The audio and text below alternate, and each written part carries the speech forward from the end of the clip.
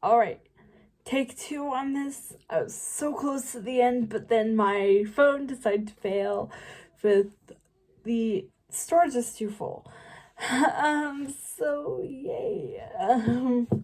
Welcome to the last day of reading the Tale of Despereaux. Chapter 29, Heart. Despereaux hurried back to his nook and pulled back the brick. He ran through the chink in the wall and into the shaft of light. But in the mouse's haste, he fell, poof, flat on his nose into a pile of soot. And when he got to his feet again, he was covered from head to tail in white dust. The dust-covered mouse did not notice his ghostly appearance. Instead, he focused on the pallid trace of light, his only link with the world above. He knew what he had to do, follow the light up and out of the chimney shaft, no matter how far, and looking skyward, he knew that the climb would be nearly impossible. Despereaux began to scale the bricks, up, up, up. He climbed toward the light, not stopping for a moment. But the shaft's bricks angled back over him, and after a while, he could not go any farther. He was close to the top, but there was nothing more to grab onto. Despereaux stopped on a small ledge and looked down at the princess's lock in his paws. He did not know how to go on. He knew only that he must go on. And then the mouse had an idea. He took the princess's chain from around his waist and spun like a grappling hook. He flung it as high as he could until the heart caught in a crack in the motor. Despereaux yanked hard, and the heart caught fast. The mouse grabbed the chain, took a deep breath, and leaped off of the ledge. He swung into the air, dangling in the darkness. Slowly, he began to pull his little body skyward, paw over paw, inch by inch. He fought his way to the light.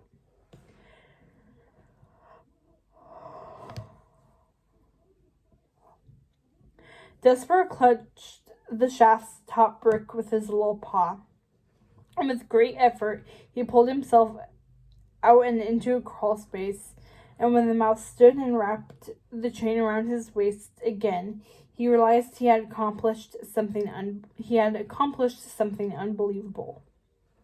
He had escaped from the dungeon, but as soon as Despereaux raised his head, he saw that a little more perilous challenge still lay ahead of him. Now, really, did you expect things to be that easy? The mouse stood on the edge of the gaping hole he just crawled out of. The only way to make it over the shaft was to cross the long, narrow plank that stretched over it like a bridge, and every inch of this bridge was covered in mouse traps. Despereaux swallowed hard. The traps went on as far as he could see, so many of them. A jumble of springs and bars waiting to break his neck, and falling off the bridge would be just as fatal. Despereaux placed a paw on the gold heart around his waist and closed his eyes. Then he opened them again. He had come this far. He backed up a couple of steps, and then with a burst, the mouse ran forward. Yes, the little mouse ran. He hurled himself at the traps, setting them off one after another. Snap, snap, snap. Despereaux twisted, turned, and somersaulted, tripping one trap with an ear, triggering another with his tail. He used every bit of skill and experience to dance through the line of traps. All at once, there was a flurry of flying springs and more snapping metal. And bits of cheese flew into the air and dropped down the shaft. Snap, snap, snap, snap. The last trap just missed the mouse's tail, and Despereaux's stomach dropped as the bar closed upon the necklace instead. With a final snap, the trap flew into the air, taking the necklace with it. Despereaux lunged for the golden heart, but slid through his fingers.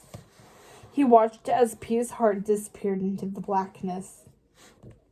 In the mouse's absence, Every seat of the Colosseum had been filled.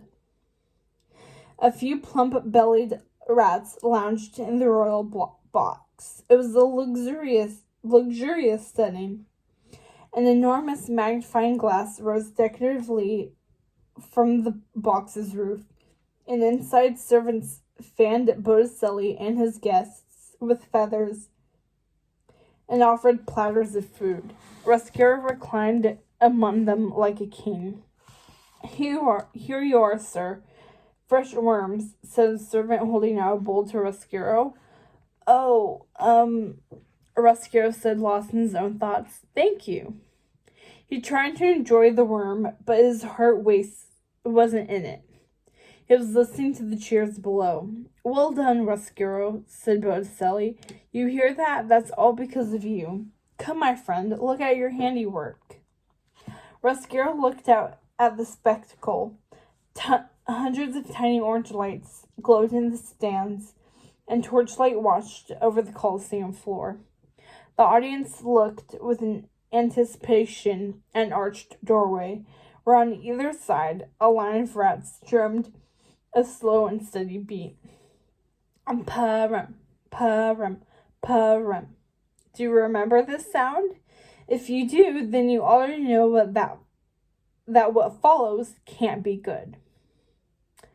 And it was not. What emerged from the doorway was a shocking sight. A team of rats rolled out a large figure tied to a board with an intricate lattice of rope. It was a human, and her entrance made the Colosseum explode in applause.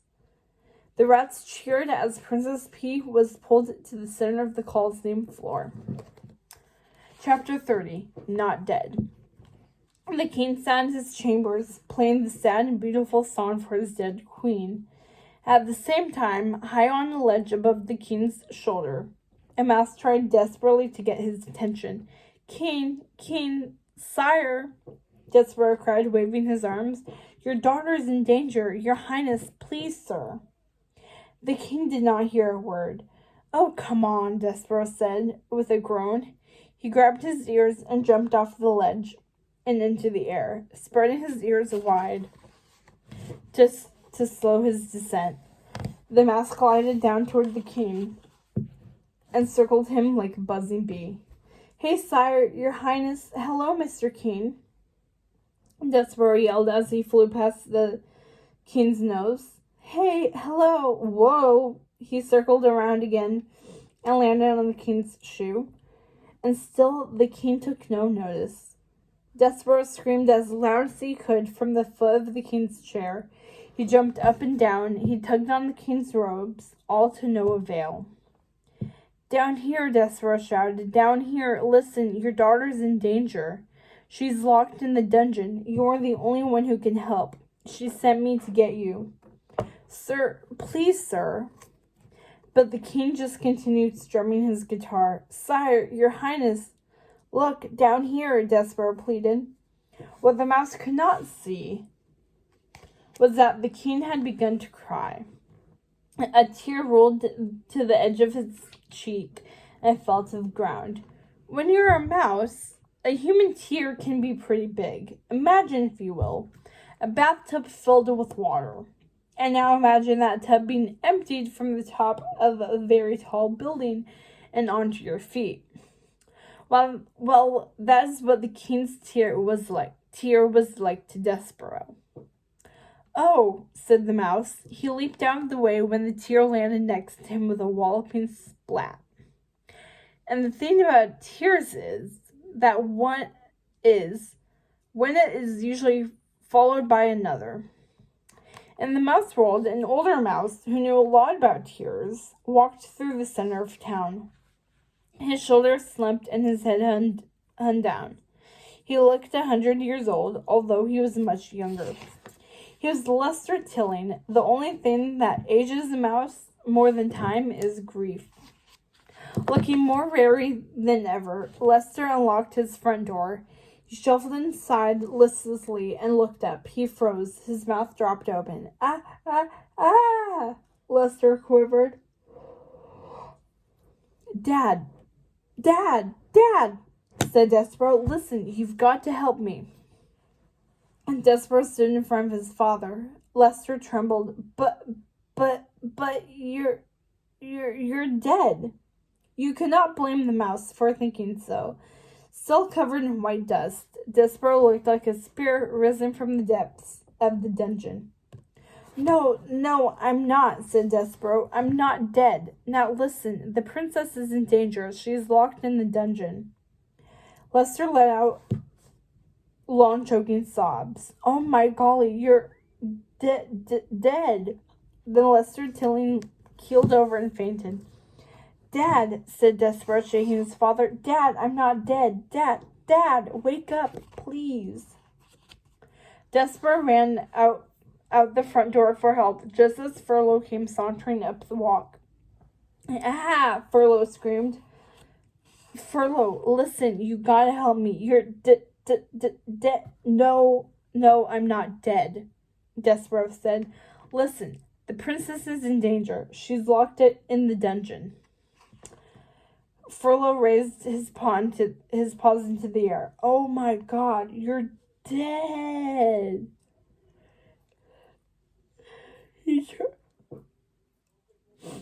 He turned and scurried in the other direction. No, Despereaux yelled, watching his brother disappear. Wasn't there anyone who could help him? On the other side of the street, 3 young mice he used to play with walked by. Guys, listen, Despereaux said soothingly. Okay, look, now I'm not dead. The mice gasped.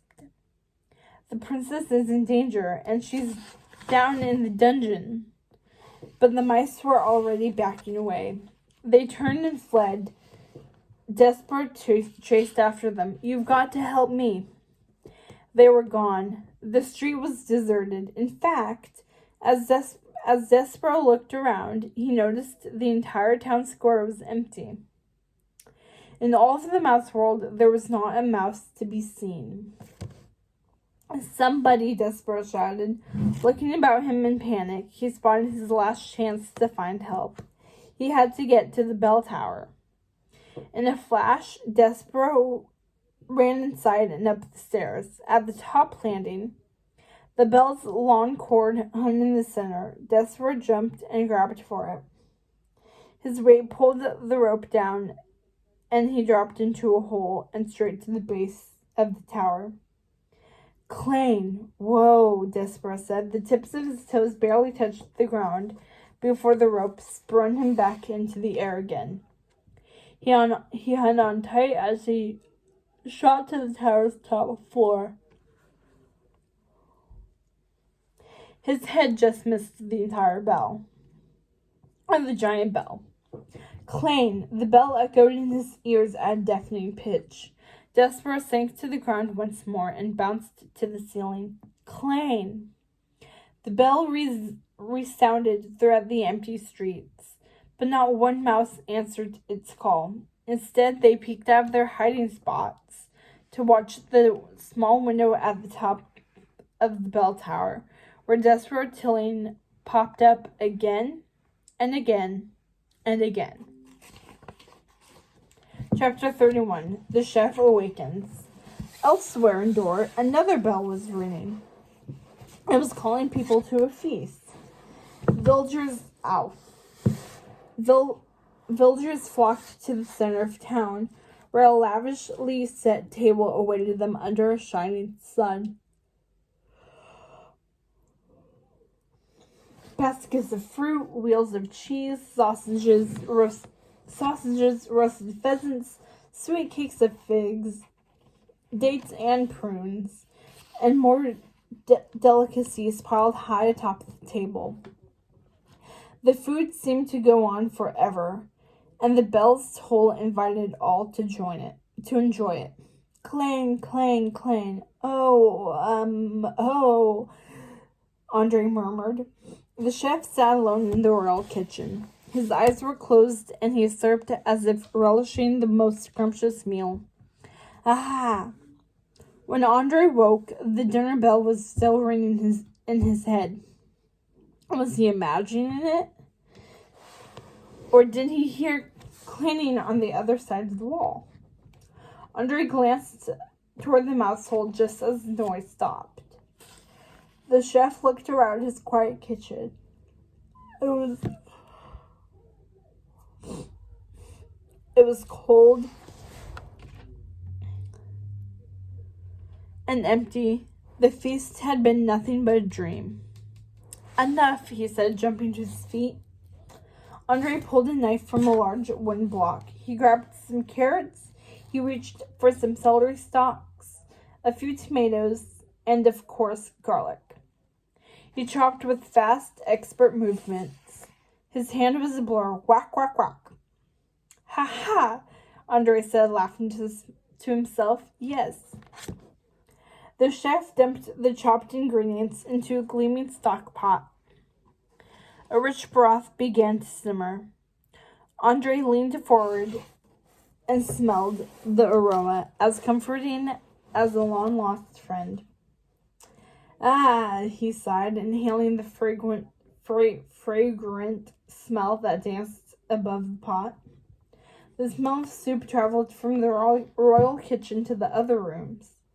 It drifted into every corner of the castle. It rose into chimneys and pipes and wafted out into the streets. In the lifeless square below, a sleepy villager was sitting on a stoop when the scent tickled his nostrils. His eyes widened. He stopped, then sniffed. By the man's feet, his dog sniffed too. The man and the dog looked at each other. It had been a long time, but they knew that smell. But there was something else. The villager felt a familiar sensation. Was it? Could it be? He looked in disbelief at the sky. He felt it again. He stuck his hand out, and then he was sure he actually felt it. A raindrop. Andre grabbed more cloves of garlic and merrily flung them into the pot.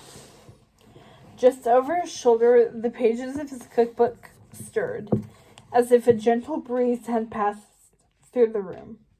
Fruit and vegetables of every kind sprung from the book. They rose above the table and formed into Boldo's smiling face. The genie looked over Andre's shoulder and inspected the bubbling pot of soup. Look at you, Boldo said. You're still brewing tea. Andre spun around. If you want to make a statement, what do I say? Boldo said, pointing a string bean finger at Andre. Make it a good one. Andre smiled at his old friend. It's good to see you. It's so great to see you, Boldo said. Fantastic. Andre said, throwing himself into Boldo's arms. Andre and Boldo embraced and without missing a beat got to work. Marjoram? Andre asked. Love it, Boldo said. Perfect. Bellissimi. Ma. I don't know. I don't know Italian or French. Whatever this is. Raindrops pattered against the kitchen windows. Small puddles formed in the streets. Dorians all over the kingdom opened their windows and doors to have a look. People filled the square and pointed their faces toward the sky, feeling the cool drops for the first time in ages. And then their noses twitched. The villagers inhaled the soup's aroma. In the mouse village, Despereaux's nose twitched too. He sniffed again and wondered where the smell was coming from. The royal kitchen was becoming the wonderful mess it once was. Shiny pots and pans were replaced by tomato splats, carrot tops, corn husks, and onion peels. And in the cooking frenzy, Boldo grew and grew and grew with excitement to twice the size he was before. Cauliflower, Andre asked. Perfect, Boldo replied. Some celery? Good. The pair was so enthralled by their latest creation that neither the chef nor the genie noticed the small visitor who had entered through the mouse hole and was trying to catch their attention. "Hey, hello," Despereaux called up to them. "Celery, parsnips," Boldo said. "Down here," Despereaux cried by Andre's feet. Andre consulted Boldo before adding another ingredient. "The princess is in danger," yelled Despereaux. "Garlic. Did I use garlic?" Boldo asked. Despereaux was about to scream at the top of his little mouse lungs when his eye caught something twinkling on the kitchen floor. Amid scraps of hacked up produce lay a small needle. And Andre tasted the soup. "Bravo!" he cried, wincing. The chef grabbed his foot and peered down at the mouse who had just stabbed it. "And the princess is in danger," Despereaux yelled, holding the needle like a sword. Andre leaned in close, his face as large as a giant's. "Oh, you are a cute little mouse. Would you like some soup?" Andre's large hand reached down and picked up the mouse by the tail. Despereaux hung upside down. "No, I don't want," he said indignantly. "The princess is in danger." "And a talking mouse, too," Andre said. "Listen, you've got to help me." "Perhaps a little cheese?" Andre asked, setting Despereaux down upon the table. "No, I don't want any cheese," Despereaux hollered. "The princess is in danger. She's locked in the dungeon." Boldo gasped. "In the dungeon?" "Oh, don't be silly, my little mouse," Andre said. "Everything is fine. The princess is perfectly safe up in her..." Boom! A huge thunderclap shook the castle. Andre went to the window. He marveled at the miracle unfolding in front of them. Boom! The thunder echoed throughout the land. "Oh my," Andre said, staring out the window. He turned back to the kitchen. "Boldo, look, it's..." But the kitchen was empty. The only movement was a swirl of steam rising from the soup pot. "Boldo," Andre looked around. "Old friend, where are you?" Chapter 32. The battle begins. Despereaux and Boldo hurried toward the dungeon stairs. "Charge!" the mouse cried from Boldo's shoulder.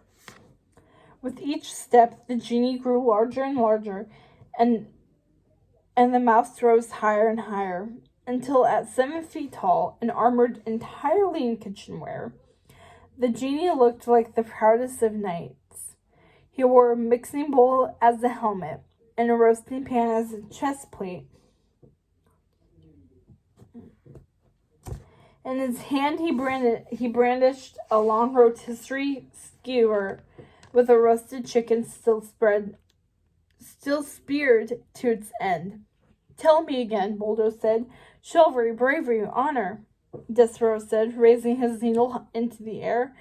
"Chivalry, bravery, honor," Boldo repeated. He thrust his skewer sword with a laugh. "Ha ha! I just love to be out of the kitchen." The genie dashed down the corridor. "Into the breach," he cried. And Despereaux clung on tight as Boldo descended the many flights of stairs to the deepest part of the dungeon. "Down this way," Despereaux said at the last step. He pointed in the direction of the cells. "Adamino." "Charge," Boldo said, or shouted. They turned down the dark corridor. "There, that way," the mouse motioned toward where he'd last seen Petey. Her door was ajar. "Ah!" Boldo cried, leaping from the princess's cell. They peered inside, but Despereaux said, they were too late. Petey's cell was empty. In the packed Colosseum, Botticelli's booming voice drew the rats' attention away from the princess, pinned to the floor. They looked up at the royal box in anticipation. My friends, Botticelli cried, placing a paw on Rescuer's shoulder.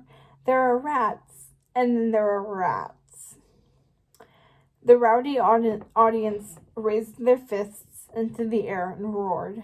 And now, Botticelli continued, turning toward Roscuro, I would like a huge round of applause for our good friend here, for delivering us our princess. The rats welcomed their new hero with a thundering ovation. There was no denying it. Roscuro was now utterly and unmistakably a rat. His reception could be heard in every corner of the dungeon. In the distance, Despereaux cupped an ear at the sound. Come on, let's go, he ordered Boldo. They bolted past the cells, following the applause. Oh, hang on, Meg called through the bars of her window. Where are you going? Help! But Boldo and Despereaux were already marching toward the bridge that led to the Colosseum. Hurry, Despereaux cried. They did not see the many glowing red dots blinking in the darkness. The rats were watching. Oh, said one, licking his chops at the sight. Look at that. Let's get him, said another. At his cry, hundreds of rats poured forth from the shadows of the dungeon hall. They looked like an army. As one, they ran at the genie. Ah! Boldo cried as the army attacked. He tried to move forward, but the rats crawled all over him. They climbed up his legs and into his armor, gnawing away at every limb and joint. Keep going, Despereaux urged. A rat raced up Boldo's shoulder and lunged for the mouse, but Despereaux was ready. He wielded his needle like a battle axe, whacking away as bravely as any full-sized knight. The rat tumbled to the floor. A second rat followed, and then another. From every side, rats pounced with open jaws. Despereaux kicked a fat one, pushing him to the ground. He tossed another, he jabbed and blocked, just as he'd done in the library. Only these were not imaginary enemies. The rats were frighteningly real, and one by one the mouse's blows threw them to the dungeon floor. But it was too late for Boldo. The rats bit into his foe with a loud crunch, and the genie crashed down the stairs. When Despereaux saw him again, the valiant knight was just a long trail of pots and pans. Chapter 33, A Chain of Remarkable Events. A ball of light bounced down the dungeon corridor. Gregory the jailer was holding his lamp while making his rounds. His feet rhythmically clomped on the stone, and his ring of keys jangled with each step. He stopped and looked around. There. A muffled voice called. Gregory tilted his head. Did he hear something? I'm in here. Gregory's eyes perked up. He walked back to his cell door and peeked through its small window. He saw a girl crouched in the corner of the dingy cell, or what he thought was a girl anyway. With her back to the jailer, she looked more like a mountain of rags. Help! I'm in here! She screamed in the floor. And Gregory placed the key into the lock and pushed the door open. He stepped inside to get closer. The girl wept, not seeing him enter.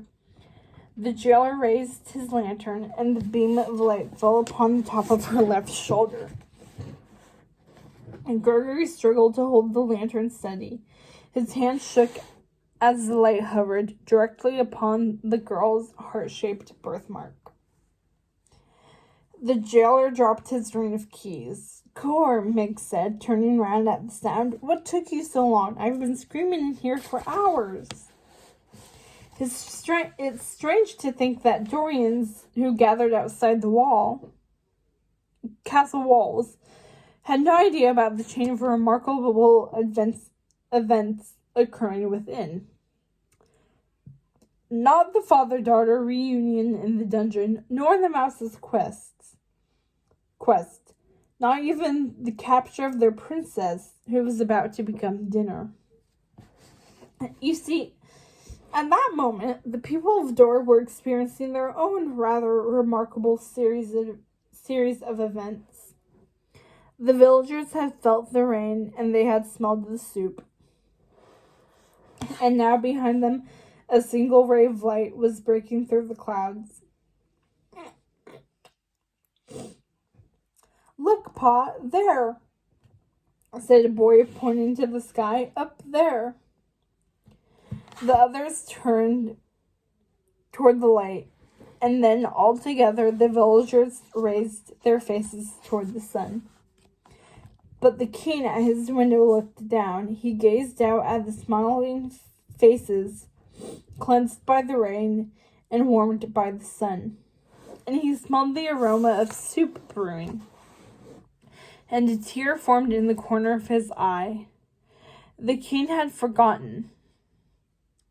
He had forgotten the smiles and the soup, the rain and the sun.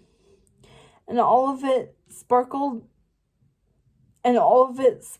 a flicker of life in his sad heart. Despereaux opened his eyes. He slowly got to his feet and looked around. The rats were gone. Boldo lay in pieces all over the floor. The mouse was alone now. He hung his head in despair. Nearby, something rustled. Despereaux looked up to see Boldo's hand stirring. It lifted slightly and pointed in the direction of the Colosseum. Despereaux looked to Boldo's face, as if reading the mouse's mind. The genie smiled. The mouse was reminded that a knight must forge on with bravery, chivalry, and honor. And that is exactly what he did.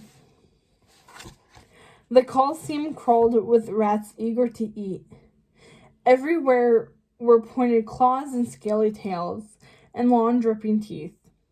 The rats leaned hungrily toward P, and the guards struggled to hold them back with long sticks. Wait just a moment," Botticelli told the crowd. "Patience, not just yet."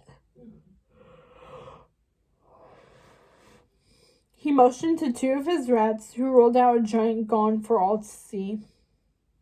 And the crowd went wild, knowing the feast was about to begin.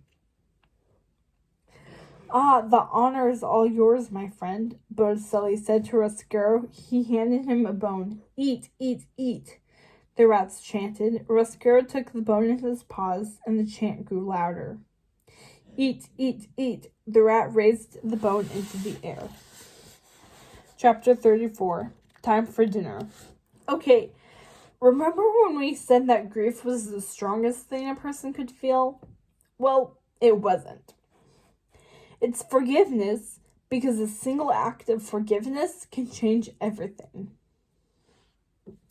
With the bone still tight in his paw, the rat looked deeply into the princess's eye. And for the first time, the princess looked into the rat. Sometimes you can tell someone you're sorry without saying a word. Roscuro threw the bone to the ground. No, he said. "What?" cried Botticelli. "Why, you worthless little..." The chant grew louder. "Eat, eat, eat, eat, eat." Furious, Botticelli snatched up the bone and banged the gong himself. The crowd stormed the Colosseum floor, trampling one another to be the first to get to P. Despereaux arrived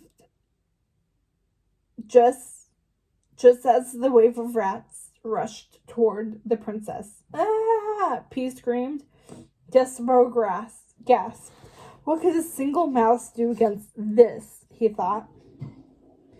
Some were already climbing onto the princess. The only thing free of rats was the cat's cage tucked in a corner. Despereaux looked at the top of the cage where the large wheel that released the cat was left unguarded. He wove through the mass of rats toward the cage. The cat, as if remembering the little mouse, hissed at Despereaux through the bars. It looked ravenous. And this time the mouse welcomed the cat's hunger. He climbed up the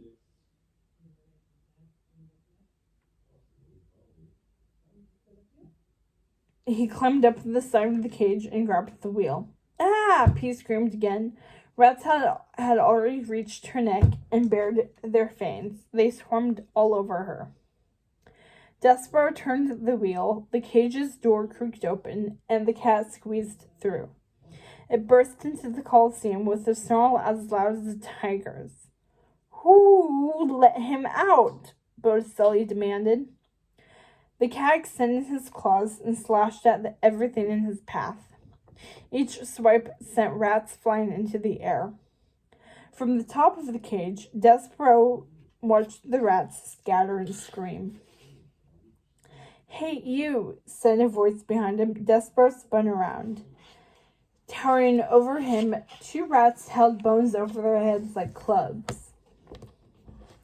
He grabbed his sword just as the rats swung. Despereaux blocked them both in one move. Get him, Botticelli yelled, pointing Despereaux out to the others. More rats, armed with bones and spears, raced to the top of the cage. To join the fight, the mouse was surrounded. Ha! A rat exclaimed, aiming his weapon at the mouse's feet. Despereaux hopped over it and retaliated with a jab that knocked the rat's hat off. Despereaux's sword was a blur, swiping in all directions. Another rat struck at Despereaux and missed, but the others were closing in. They stabbed at the mouse with long spears and forks. Despereaux ducked and darted. He ran through the rats' legs, and leaped on the wheel. As more rats scrambled up to the side of the cage, the fight raged on, with the mouse and several rats trying to balance on the wheel, spinning underfoot. Rascurin P watched helplessly. From the corner of his eye, Despereaux saw the wheel's handle and stepped on it. The wheel whizzed around at a blinding speed and sent the rats flying. Despereaux was thrown too. He dropped over the side of the cage. At the last moment, he caught the edge of the roof with his paw and hung on for his dear life. P looked at Despereaux's feet, swinging in midair. Her eyes widened in fear. Using all his strength, the mouse raised his upper body over the side of the cage to find someone waiting there for him. If it isn't our brave little knight, Botticelli said, sneering in the mouse's face. With one paw, he grabbed Despereaux by the neck and raised him above his head. And it seems he came just in time for dinner. No, cried P. I wonder, said the rat, pulling a blade from his belt. Should I finish you off, myself, or turn you into cat food? Botticelli dangled the mouse over the edge of the cage, where just below the snarling cat snapped at the heels of the tasty offering. Chapter 35, Light. It all began with one light, but sometimes one is enough. As the villagers watched, that one ray made room for more to slip between the gray clouds. Then the light forced the clouds apart and away entirely. The sun took over the sky. It spread through the square, destroying the shadows and painting everything it touched with a rainbow of color. Sunlight filled every crevice, including the chimney shaft, no longer a weak trickle, The light burst down the shaft to where P's fallen necklace still lay. The beam reflected off the gold locket and shot straight to the center of the rat world. The cat jumped for the mouse, just missing him. One more try and the little rodent would be his. Here, kitty, kitty, kitty, Botticelli said, handing Despereaux over the cat. Here, kitty, kitty. Botticelli winced as if in pain. What is that? Botticelli asked. He squinted at the light seeping through the hole in the wall. Light illuminated the rat village, the bones, the mounds of rotting trash, and the Colosseum floor. The rats shielded their eyes and cowered, except for one. In the light, Roscoe spotted the magnifying glass above the royal box. The rat knew what he had to do. He climbed to the top of the box. He pointed the glass toward the ray of sun and aimed a powerful blast of light toward the cage. Botticelli was blinded. He released Despereaux and covered his eyes. He staggered backward, stepping right off the edge of the cage. Ah! Botticelli screamed. There was silence. Despereaux peered down below. Botticelli lay on the Colosseum floor. But that wasn't the worst of it. As the rat lay on the floor, an enormous shadow crept over him. The rat opened his eyes. Ah, please, nice kitty. No, no, no. The tomcat raised a clawed paw. Botticelli ran for the nearest shelter, the cat cage. The cat followed him in. Okay. With one kick, P slammed the cage door shut. The force made the door's latch fall, and it locked. And then it was difficult to tell which was louder, the cat's snarls or the rat's long-tortured howl. From the top of the cage, Despereaux looked down at his princess and smiled. And the princess smiled back. It was over, they thought. But Roscoe was not finished. He swiveled the magnifying glass around, sending beams of light all over the dungeon. Screaming rats scurried into any darkness they could find, disappearing from cracks and holes until the underground village was quiet and flooded with light. Despereaux untied P. She sat up and smiled. Thank you, my good gentleman, she said. Behind the mouse, someone sniffed. Despereaux and P turned to see the rat who had stayed behind. Roscoe walked hesitantly up to P, and their eyes met again. I'm sorry, said Roscoe. You have nothing to be sorry about, said the princess. And with her words, the rat's heart softened, just like that.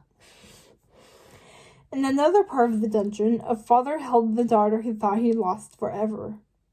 I'm so sorry, Gregory said to Mig, hugging her tight. You have no idea how sorry I am. And Miggery so enjoyed the strange new feeling that lined her heart. And in his chambers, the king stood at his window, looking down at his subjects, drenched in sunlight. I am so sorry, said the king quietly, almost to himself. His people cheered at the sight of him, and his kingdom once again glistened like a tiny jewel against the sea. The king turned, as always, toward the painting of his queen, and he smiled. Epilogue. So, you could call all of this big misunderstanding if you wanted to. A king was hurt, so he hurt a rat. And a rat was hurt, so he hurt a princess. And a princess was hurt, so she hurt a servant girl without even meaning to. And that servant girl had been hurting for so long that almost nothing could make her feel better. But was it a mistake, or was it just good luck? Because the servant girl went back to her farm, and the jailer finally found his princess. And the king found something stronger than grief, and the mice finally got rid of their fear. Miggery so got her her very own tiara from Princess P herself, and Meg happily returned to her pigs as their father lovingly watched over her. And the king played a new tune just for his daughter, and young mice everywhere took up the new sport of running through obstacle courses of mouse traps while their parents clapped. And the people of Dor lived side by side with their rats, all except the one who went back to sea, and felt cool breezes each morning and sun on his face every afternoon. And our small hero, well, he had many more adventures to come, became a valiant knight, because a valiant knight will always find adventure, even if he makes his own, and those who listened carefully could often hear the mouse's small cry of victory. And we tell you that they all lived happily ever after, but what fun is that? The end. And with that, we have finally finished the Tale of Despereaux. Tomorrow, I will be returning with a very new book called Rated by Melissa Gray. I've had this since about 6th grade. So, 7th maybe, but it's time I start reading it. So, yeah. With that, remember to like, subscribe, and comment.